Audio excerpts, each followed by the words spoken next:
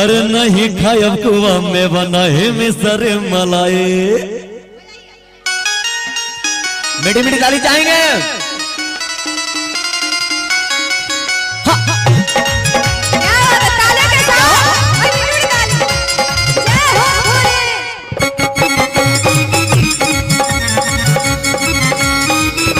गणेश की मम्मी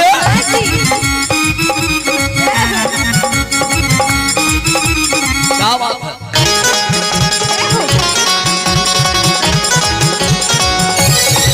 नहीं खायब कुआ में बना ही मिसर मलाई। अच्छा ये बात है। नहीं खायब कुआ में बना ही मिसरी मलाई। नहीं खायब कुआ में बना ही मिसरी मलाई। नहीं खायब कुआ में बना ही मिसरी मलाई। पहले मानी हाथ पीस के ले आदाना। ए गणेश के मम्मी, ए गणेश के मम्मी बस पाभर भांग किया करना। ए गणेश के मम्मी बस पाभर भांग किया करना। भगिया बाढ़े पिसर पिसर होला रे। ई बात बा राउर भगिया बाढ़े पिसर पिसर होला रे। राउर भगिया बाढ़े पिसर पिसर होला रे। दुख होला बड़े दुख वसहाय ना।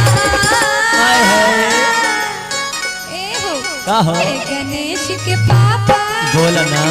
ए गणेश के पापा हमसे ही भाग पिसाइला रे। ए गणेश के पापा हमसे ही भाग पिसाइला। ए गणेश के मम्मी बस पाभर भांग किया करना। नहीं पिसो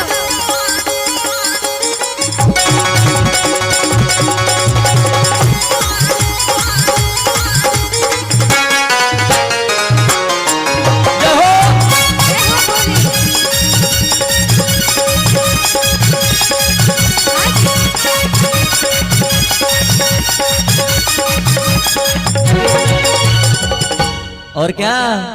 अरे नहीं खायब खुआ मलाई मिसरी। नहीं चितवा से भंगिया के स्वाद बिसर। नहीं खायब खुआ मलाई मिसरी। नहीं चितवा से भंगिया के स्वाद बिसर।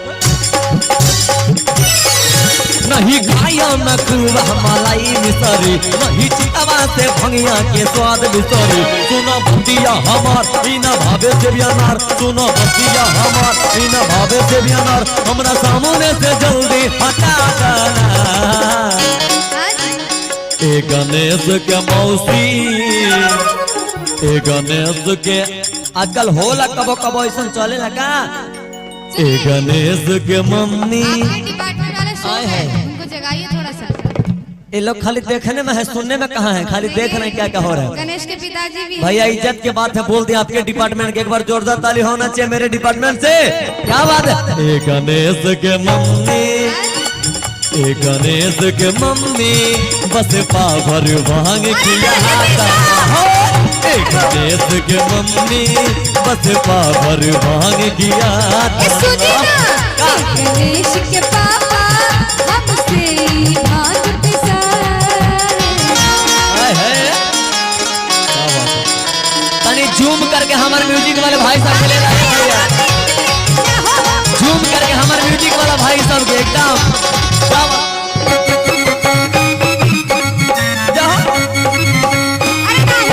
मान जाए सरकार।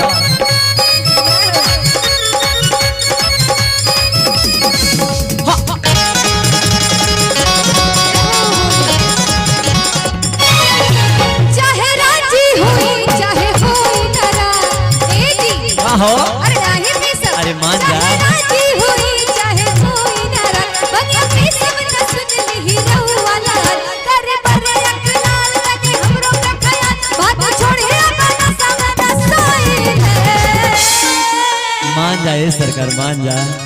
ए गणेश के पापा, बोला ए गणेश के बाबूजी, आहा ए गणेश के डैडी। आहा बोला अब से ही भाग पिसाए ना। ए गणेश के पापा हमसे ही भाग पिसाए ना। ए गणेश के मम्मी बस पाभर भांग किया और करना। देखिए जी भांग बहुत खा लेते हैं। अच्छा तो गौरी मैया की सखी सहेली कहते हैं देखो तुम्हारे पति ने बहुत भांग खा रखा है। तो कैसे कहते हैं? लाल कैले बाहो अखियां लाल कैले क्या बात है?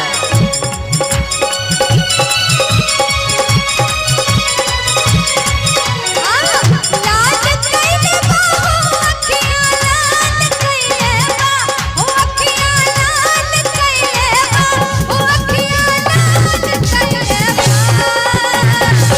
ई भंगिया अच्छा ई भंगिया ए गोहरा लागे तोहर दुल्हा हो गई। ई भंगिया ए गोहरा लागे तोहर दुल्हा हो गई ले बा। क्या बात है?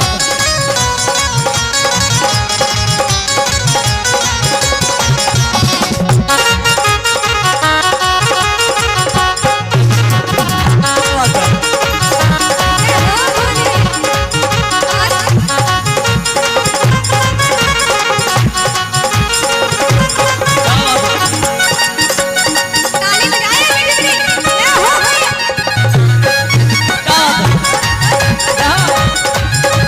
और देखिए कह रहे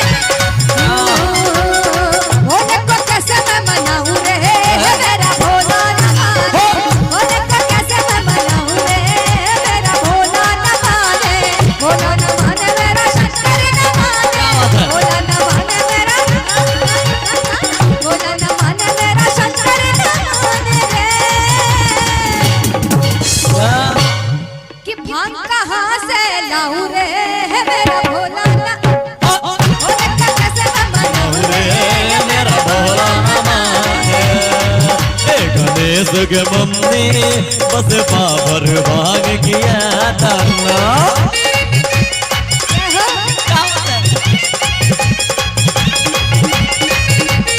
और कहिए जी तनी सुना कहिए।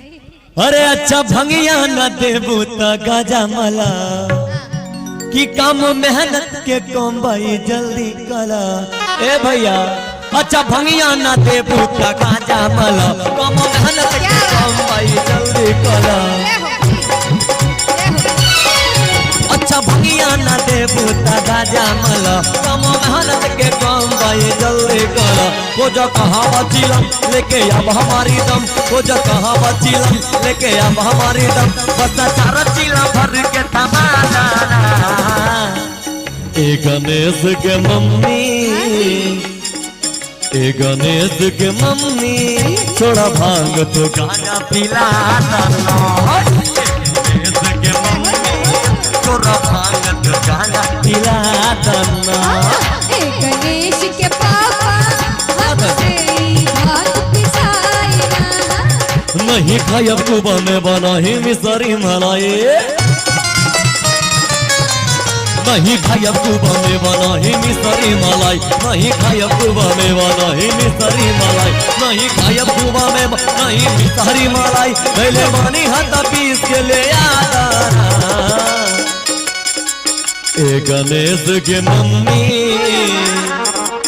ए गणेश के मम्मी बस पावर भांग दिया। ए गणेश के मम्मी हमसे भांग पिसाई ना। ए गणेश के मम्मी बस पावर भांग किया दाना। ए गणेश के मम्मी बस पावर भांग किया दाना। बोले शंकर भगवान की। जय। और देखिए